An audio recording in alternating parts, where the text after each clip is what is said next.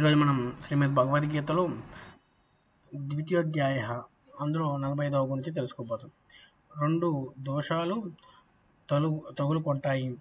స్వరూపత భేదం లేకపోయినా ధర్మాలను బట్టి భేదం ఉంది అని అనడం కూడా కుదరదు.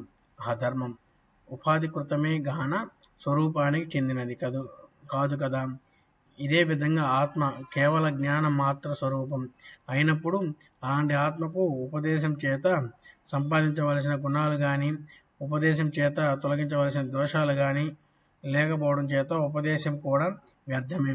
నీచమైన ఉపాధిని విడిచిపెట్టడం, ఉత్కృష్టమైన ఉపాధిని స్వీకరించడం అనేది ఉపదేశానికి ఫలం అని కూడా అనడానికి వీలు లేదు.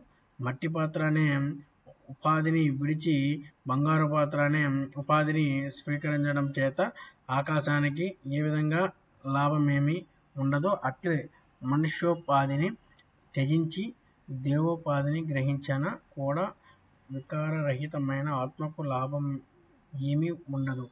దేహమే ఆత్మ అనే భ్రమం ఉంటే పురుషుడు నేను దేవుణ్ణి, నేను యక్షుణ్ణి అని సంతోషించవచ్చునేమో. ప్రకృతంలో నైతే ఉపదేశం చేత దేహాత్మ భ్రమ తొలగి దేహతిరికాత్మ జ్ఞానం కలిగిన తర్వాత వానికి ఇంకా దేవతా దేహం చేత ప్రయోజనం ఏముంటుంది? ఈ దేవదేహం నాది అనుకొని పురుషుడు సంతోషిస్తుంటాడు అనడం కూడా సరికాదు. అసంగో వ్యాయం పురుష అను శృతి చెప్పినట్టు ఆత్మ అసంగం అని తెలుసుకున్నవాడు దేవదేహం నాది అని ఎలా అనుకుంటాడు? విశిష్టాద్వైతి అసంగ శృతి అర్థం వేరు. పురుషుడైతే ఎల్లప్పుడూ సూక్ష్మ దేహంతోనే ఉంటాడు కాబట్టి ససంగుడే. అదే విధంగా సూక్ష్మమైన దేహాలు ఉపాధులుగా ఉండడం చేత పురుషుడు కేవల జ్ఞాన స్వరూపుడైన కూడా అనేక విధాలైన వాడే. అనగా ఉపాధి భేదాన్ని బట్టి జీవులు భిన్నులే. ఈ ఉపాధి ప్రళయంలోనూ ముక్తిలోనూ కూడా నశించదు. అందుచేత జీవులు ఎల్లప్పుడూ పరస్పరం వేరైన వారే.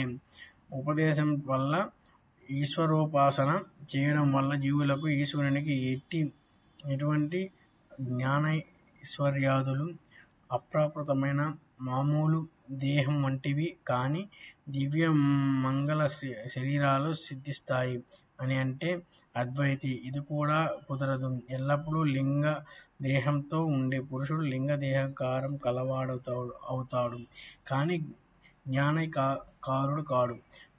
పంచీకృతములు కాని పంచభూతం నుండి పుట్టిన లింగ శరీరం అనాది అయిన జీవుని ఎల్లప్పుడూ ఉపాధిగా ఉండడం కూడా కుదరదు. ఈ మతం ప్రకారం ప్రకృతి పురుషస్వేలే అనాదులు కాని లింగం ప్రకృతి యొక్క కార్యం కాబట్టి సాది ఎప్పుడో ఒకప్పుడు పుట్టినది కావాలి. ముక్తిలో కూడా లింగ శరీరం ఉండే పక్షంలో దానిలో అంతర్గతమైన మనసు కూడా ఉంటుంది కాన అది తాను అంతకు పూర్వం అనుభవించిన సంసారాన్ని దూర్చి స్మరించే అవకాశం ఉండడం చేత ముక్తిలో కూడా కొంచెం దుఃఖం ఉండడానికి అవకాశం ఏర్పడుతుంది. నిజానికి మోక్షం అంటే లింగ శరీరం భంగమే గాన మోక్షావస్థలో కూడా లింగ శరీరం ఉంటుందనడం కూడా యుక్తం కాదు.